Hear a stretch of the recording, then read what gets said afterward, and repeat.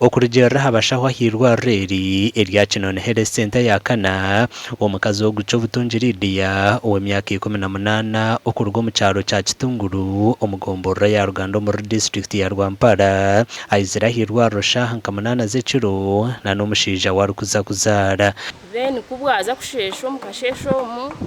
omukirina omwe aija tugambira ati nimpura omwana naririra omu toilet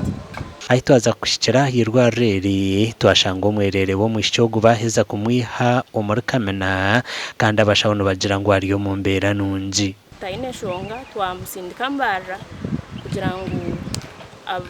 bongere haha buhereza obutwakubasa obututiina aha kimani onashika natungenda amezi mwenda gona nyakorire nkaza kuhera byo bishabyona bimurumireki abakazi ababire bari omu irwariro eri embeera egi bagigambaho otakubasa kunanka kumanya ngu noyenda kurebera omwana okaba otakutwarana bishimwe mwekwasira hanga mujunwe kandi ikizibu cyaba cyakubireho nk'eki omwana wamuzire mwore reka kumunaga abo kuboko n'omwana wihanga obasa kumunaga ninchakarushange nwe akubasa kubisa aba bantu kuba binenda nyonka binisha aba government kugira ngo employing counselors bijo maternity bagume bakansoringa aba bakazi nababine bizubu byingi by the way